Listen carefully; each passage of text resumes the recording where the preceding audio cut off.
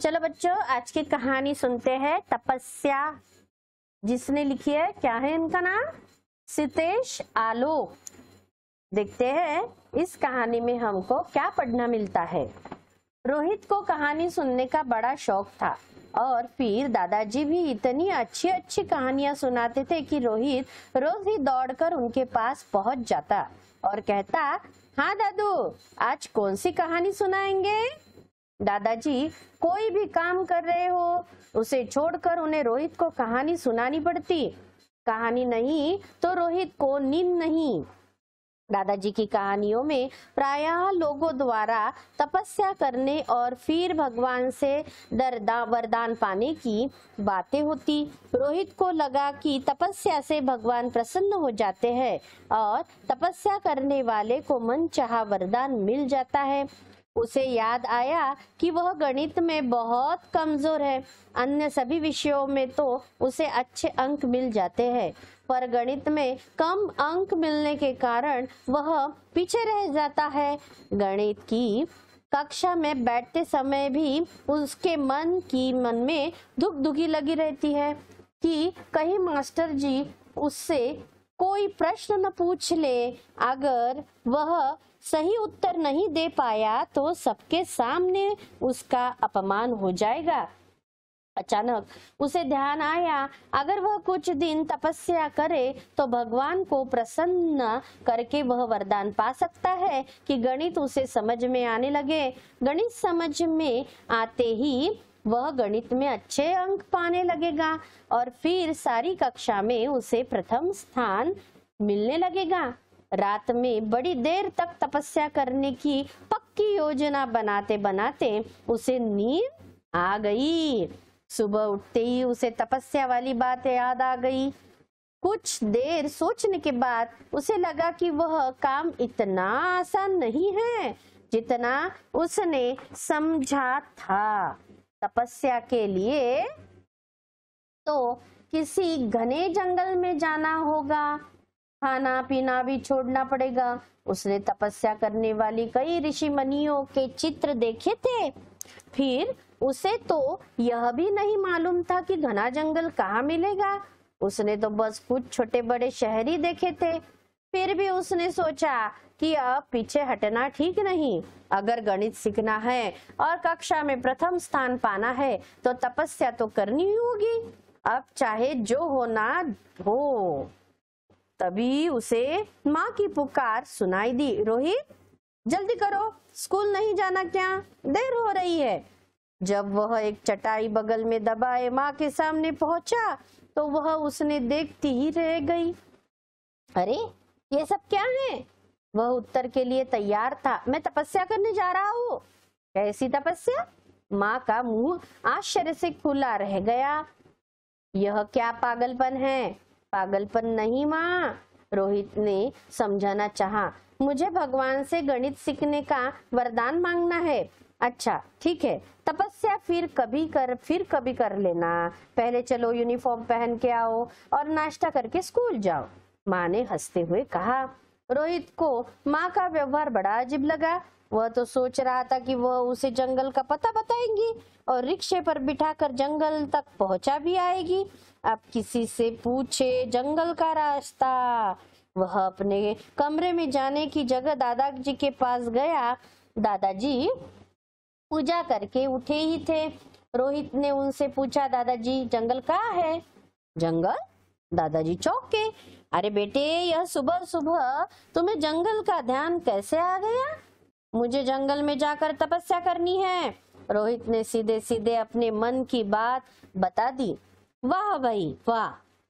दादाजी मुस्कुराते हुए बोले, तपस्या करनी हो तो बड़ी अच्छी क्या है बात है। सबको तपस्या करनी चाहिए, पर बेटे इसके लिए जंगल में जाने की क्या आवश्यकता है? दादाजी की बात सुनकर रोहित को कुछ आशा बंध रही थी, पर तभी उसका प्रश्न सुनकर वह फिर उलझन में पड़ गया। जंगल में नहीं जाऊंगा तो तपस्या कैसे करूंगा? तपस्या तो जंगल में ही होती है ना। तपस्या जंगल में भी होती है भाई, यह बात तो सच है। दादाजी समझाते हुए बोले, लेकिन हर तपस्या जंगल में नहीं होती। वाह दादाजी वाह। वह दादाजी की बात पर आश्चर्य करता हुआ बोला, तो क्या कोई तपस्या घर बैठकर भी हो सकती है? हाँ, घर में क्यों नहीं हो सकती? दादाजी अपनी बात पर जोर देते हुए बोले, कोई कोई तपस्या तो ऐसी है जो घर पर ही हो सकती है और कहीं भी हो और कहीं नहीं हो सकती। कौन बोले यहाँ? दादाजी बोले। घर पर कौन सी तपस्या होगी? रोहित ने पूछा, जैसे दादाजी कोई बच्चों जैसी बात कर रहे हो। अच्छा जाओ पहले यहाँ बैठो। दादाजी ने रोहित को प्यार से बुलाकर अपने पास बिठाया और उससे चटाई लेकर दीवार से टिका दी। फिर बोले, अच्छा कभी अपनी माँ को देखा है? वह दिन भर काम करती रहती है, कभी तुम्हें पढ़ाती है, कभी मेरे लिए खाना लेकर आती है, कभी मुझे दवा पिलाती है। तुमने कभी सोचा है कि वह यह सब क्यों करती है? रोहित को अचानक विषय बदलता देख लगा। उसका मन हुआ कि पूछे, हम लोग तो तपस्या की बात कर रहे थे, यह माँ के काम की बात बीच में कहाँ से आ गई? लेकिन फिर सोचा कि चलो पहले दादाजी की बात का उत्तर ही दे दिया जाए। वह बोला, अरे यह तो उनका काम है। हाँ, दादाजी बच्चों की तरह उत्साहित हुए बोले, लेकिन बेटे सब लोग अपना काम अच्छी तरह तो नहीं करते। कुछ लोग तो धीरे धीरे करते, कुछ लोग मन लगाकर नहीं करते। कभी यह भूल जाते हैं तो कभी वह भूल गए, कभी यह गिरा देते हैं तो कभी वह बाहर जलाया देता है। और कुछ लोग तो है जो अपना काम खुशी खुशी नहीं करते, रोते चिल्लाते या खींचते रहते हैं। वे लोग बुरे होते हैं। रोहित बीच में ही बोल उठा, हाँ भाई, अब उन्हें बुरा कह लो या ना समझ कह लो, लेकिन वे जो भी करते हैं तो अच्छा तो नहीं करते।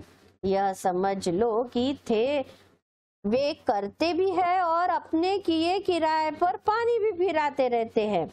उन्हें अपने काम का न तो कोई फल मिलता है और न यश। रोहित दादाजी की बातों में उलझता रह जाता। तभी उसे याद आया कि उन सब बातों में तब उसके तपस्या के लिए जंगल जाने वाली तो बात छूट जा रही है। वह पूछ बैठा, दादू यह सब ठीक है, लेकिन आप तो तपस्या की बात कर रहे थे, घर वाली तपस्या की। दादाजी ने हंसते हुए कहा, हाँ बेटे, वह तो बता रहा हूँ।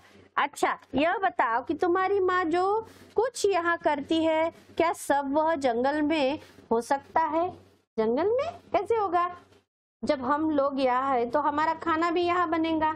जंगल में खाना बनाकर माँ कैसे खिलाएगी और जंगल में रहकर घर की सफाई कैसे करेगी? वही तो मैं कह रहा था। दादाजी मुस्कुराते हुए बोले, कुछ काम घर पर ही हो सकते हैं, लेकिन आप तो तपस्या की बात कर रहे थे, काम की बात बीच में कहाँ से आ गई? रोहित ने तर्क दिया। क्यों भाई? दादाजी आश्चर्य से भरकर बोले, अरे काम ही तो तपस्या है। वह जो सारा काम तुम्हारी माँ मन लगाकर मेहनत से करती है, वही उसकी तपस्या है। अरे दादू, रोहित ने परेशान होते हुए कहा, काम तो काम होता है, तपस्या कैसे हो गया? तो हो गया नहीं बेटे, दादाजी ने समझाते हुए कहा, काम ही तो तपस्या है। काम तो सब लोग करते हैं, तो क्या सभी तपस्या हो गए? रोहित ने प्रश्न किया। सब तो नहीं, दादाजी कुछ सोचते हुए बोले, लेकिन जो भी खूब मन लगाकर पूरी ईमानदारी और मेहनत से के साथ अपना काम करता है, वह सच्चा तपस्वी है। रोहित को बात कुछ ठीक लगी, पर उसकी शंका पूरी तरह दूर नहीं हुई। लेकिन फिर कहानियों में यह क्यों बताया जाता है कि सब लोग जंगलों में जाकर तपस्या करते हैं? सब लोग नहीं, दादाजी ने कुछ सोचते हुए कहा, जंगल में जाकर तो वे लोग तपस्या करते हैं जो बहुत बूढ़े हो जाते थे, जिनका घर पर परिवार में या और को लोगों के बीच कोई काम नहीं रहता था। वे जंगल के एकांत में प्रभु का ज्ञान ध्यान करते थे ताकि समाज के झंझटों से उन्हें कोई परेशानी न हो। रोहित ने फिर शंका व्यक्त की, लेकिन सब काम करने वाले खाना पीना तो नहीं छोड़ते। दूसरी तरफ तस्वीरों में यह दिखा जाता है कि तपस्या करने वाले की हड्डियां दिखाई जाती है, बाल बड़े बड़े हो गए हैं। वह सब तो अनपढ़ लोगों की समझाने के लिए होता है। दादाजी ने बताया, यह बात सच है कि जब कोई आदमी पूरी लगन से अपना काम करता है तो उसे खाने पीने की सुध नहीं रहती। जो भी मिला जल्दी से खा लेता है और अपने कपड़े लत्ते की फैशन आदि की भी सुध नहीं रहती। जो भी कुछ मिला पहन लिया, लेकिन इसका मतलब यह नहीं है कि बस खाना पीना छोड़ बैठने से ही तपस्या हो जाती है। दादाजी ने बात को और समझाने हुए कहा, वास्तव में उस जमाने में मन भटकने वाली सभी चीजें का ध्यान छोड़कर सुख और आराम की सुधबुद्ध होकर भगवान का ध्यान करने की बात समझाने के लिए जंगल में तपस्या की बात कही थी। बदलते समय के साथ चीजों के अर्थ बदल जाते हैं। आज के जमाने में तपस्या का अर्थ है अपने कर्तव्य की पूरी ईमानदारी से पालन करना। दादाजी ने अपनी बात पूरी की। रोहित को दादाजी की बात ठीक लग रही थी, पर उसे यह चिंता भी हो रही थी कि उसके गणित का क्या होगा। वह पूछ बैठा, लेकिन दादू, फिर मेरी तपस्या का क्या होगा? क्या मुझे गणित कभी नहीं आ पाएगा? क्यों नहीं आएगा? दादाजी ने आश्चर्य से आंख फैलाते हुए कहा, तुम तपस्या करोगे तो कैसे नहीं आएगा? दादू, रोहित फिर उलझन में पड़ने लगा। आप जंगल में जाने भी नहीं देते और कहते तपस्या करो। मैं फिर भला कैसे तपस्या करूं? याद करो मैंने अभी क्या कहा था। दादाजी की आंखों में चमक आ गई थी। जो भी खूब मन लगाकर पूरी ईमानदारी और मेहनत के साथ अपना काम करता है वही सच्चा तपस्वी है, कहा था ना? तो रोहित ने समझने का प्रयत्न करते हुए पूछा, तो यहाँ तुम भी खूब मन लगाकर पूरे विश्वास के साथ मेहनत करो। मन को खाने पीने में, फैशन की चीजों में और खेल तमाशों में भटकने न दो। एक एक प्रश्न को समझ कर 4-4, 5-5 बार हल करो। रोज समय निकालकर नियम से गणित को पढ़ो। देखो फिर कैसे नहीं आता गणित। बोलो, है हिम्मत यह तपस्या करने की? रोहित को लगा कि दादू की बात ठीक भी है और उनकी बात में चुनौती भी है। वह निश्चय करके उठ खड़ा हुआ। अच्छा दादू, मैं तपस्या करने जा रहा हूँ, उसने कहा। अरे भाई, यह तो बड़ी अच्छी बात है, दादाजी ने जैसे उसे छेड़ते हुए कहा। लेकिन कौन से जंगल में जा रहे हो यह तो बताओ, बताते जाओ और यह अपनी चटाई लेते जाओ। उन्होंने अपनी बात समाप्त करते हुए चटाई उठाकर रोहित की ओर बढ़ाई। रोहित को दादाजी का मजाक समझ में आ गया। वह गंभीरता का अभिनय करता हुआ बोला, हमारे प्यारे दादू कहते हैं कि सच्ची तपस्या के लिए न तो जंगल में जाना जरूरी है और न किसी विशेष आसन पर बैठना।